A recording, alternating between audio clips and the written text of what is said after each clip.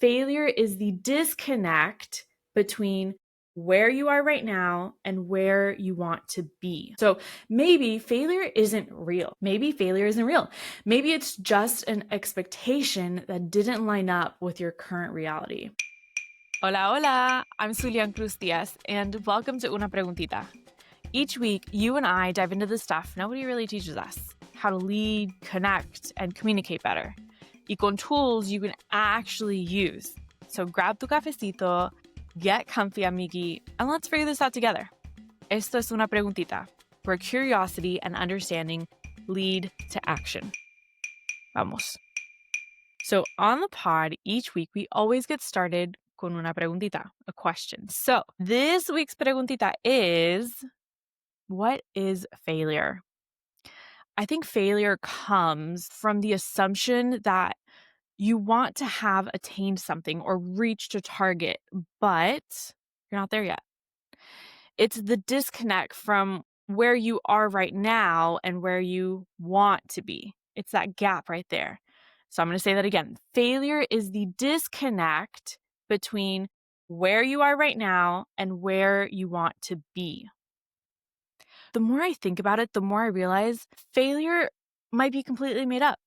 Almost like a social construct that tells us we should be at XYZ position, or by this age, we should be married with children, or by this date, I should have solved XYZ problem at work. I know I'm kind of getting a little philosophical here right from the very beginning, but stay with me, because with these scenarios, is failure really failure, quote unquote failure, or is it really expectations not being met? And then what does it actually mean when something doesn't work out the way you expected it to?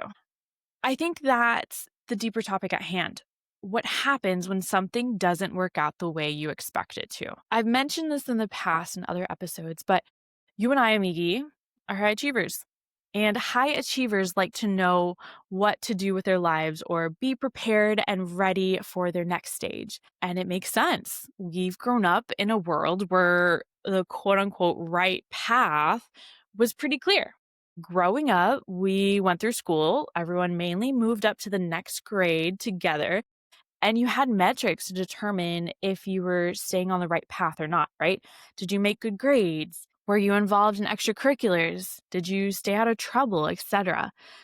But after graduation, there's no direct path or clear metrics to determine if you're actually reaching quote unquote success. And because we were so guided early on, uncertainty feels really scary. So, how do we make ourselves feel better? Well, we try to clear out ambiguity and create less unknown or gray areas. So, the solution is that we create expectations for ourselves in our lives. Keyword expectations. And then we feel like we've failed when we're not where we want to be. See where I'm going here? You become upset you didn't get to the big promotion by 25, or you missed that 6-figure income goal at 27, or you didn't get married, buy a house, and have a family by the age of 31. Yeah, not meeting these feels rough, especially because you had these expectations in your head for years that this is where I want to be at this age or at this season in my life. And what's really interesting is I was listening to the Harvard Business Review on Leadership podcast, and I heard the quote, "The problem is not the problem.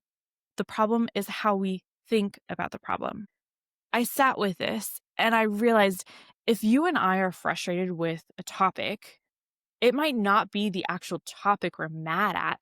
It's the angle that we're looking at it from. I'm going to let you sit with that one for a little bit. I'm going to repeat it again. The problem is not the problem. The problem is how we think about the problem.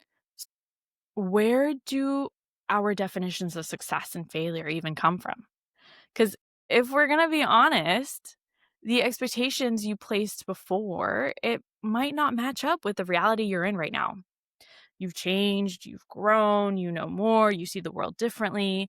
So if your knowledge has evolved, shouldn't your metrics of success also evolve too? Think about it. If the metric you're chasing was created by past you, The version of you that didn't know what you know now, is it really a failure if you don't reach it? Like, tell me how that makes sense. We keep using these outdated rules to judge our present selves and then wonder why we feel behind. Amigui, the metrics expired. Those are outdated software that you're trying to still run on a new operating system. I think we forget that we don't live in elementary school anymore. There are no clear grades in adulthood, unfortunately. Sometimes I really wish there were, but there aren't. And nobody's handing out A's or F's for how fast you bought a house or when you got that promotion. Life is just decisions that lead to reactions, that lead to adjustments, and then you keep moving on, moving and moving. That's it. It's not success or failure, it's information. It's information. So maybe failure isn't real. Ooh, hot take. Maybe failure isn't real. Maybe it's just an expectation that didn't line up with your current reality. And that's not bad. Honestly, that can be growth. That's proof you've evolved. What you're calling failure might just be life saying, Mira, this version of the plan doesn't fit anymore. It's time to pivot. It's time to change. It's time to move. Interestingly enough, I was listening to the Diary of a CEO podcast with Stephen Bartlett, and he had on the science writer and author David Epstein. Turns out David actually disproved the 10,000 hour rule, where if you practice one thing for 10 years, you'll be an expert. The research was found to not have broad enough data. And it actually showed that when we focus too narrowly on one thing, o sea, just like trying to get really good at one single skill, we actually miss long-term growth and exploration. So think of somebody practicing their layup in basketball, right? On the court over and over and over again, layup after layup after layup. They might get really good at landing that layup, but still don't actually know how to play basketball. And that's what we're talking about here. Mastering in life isn't about repetition over and over again, over again. It's about exploration. If we're too zoned in, we miss the opportunities to grow, to shift, and see what actually can be presented to us. Honestamente, this concept really stuck with me porque I find myself in a reinvention season. I'm going to be totally transparent. I thought in my business, I really just wanted to create an online course, and that was it. But the truth is, my energy, my curiosity, it like kept pulling me towards the podcast, which is where you're seeing me or hearing me today. And for a second, for some time, second is actually a couple months, I was like, ugh, I'm failing at being a business owner. But I'm finding, there are other options and other routes I could actually take in the podcasting realm. This season I'm in right now, I'm gathering data. I'm learning what feels aligned with me, where is my zone of genius, and how to actually continue to explore. But if I tried to keep those blinders on of like, I just need to get this online course out, I just need to keep going, put my head down, I would have been able to do it, sí, pero I would have been missing my zone of genius. I would have been missing what really lights me up, what like gets me excited. And funny enough, that's what David, the scientist, was saying. When you let go and explore and make shifts, you actually get closer and closer to fulfillment versus if you zoned in and only accepted one pathway. The more you play and shift, one thing leads to another, which leads to another, and that brings you closer and closer to happiness. So maybe that's what reinvention actually is. Allowing yourself to shift directions without calling it a failure. Just calling it what it really is, which is exploration. Trying new things, testing, taking notes, that's exploration. And mira, it's not a lack of clarity. It's the path to clarity. Does that make sense? Time you try something new or have this is just a tester mentality, you get a clear picture of what you like what drains you, and what feels like purpose. And the people who live to be the most fulfilled in their lives, they're not the ones who picked a lane early on and never left it. They're the ones who stayed curious enough to keep shifting in every season they've entered. Exploration is not the opposite of success. It is the strategy of success. Okay, I know. I've talked your ear off. So let's go over these 3-point recap in case you send this podcast to somebody and they're like, Cliff Notes, por favor. I got your Cliff Notes. Okay, here we go. 3 points. Número uno is failure is the disconnect from where you are right now to where you want to be. Punto número dos, what feels like failure is actually data. Data that tells you something about who you are now, or what you value, or where to explore next. Failure is actually data. Y punto número tres es exploration is the path to clarity. It's testing, it's iterating, it's finding clarity, it's pivoting. Every detour, every experiment, it's evidence that you're learning and growing. So, amigos, next time you feel like you failed, try asking yourself, what did I just learn about myself? Where do I go next? And what's the data telling me? Because the truth is, the only failure is staying stuck in the same old definition that no longer fits you. You choose how you want to look at the problem.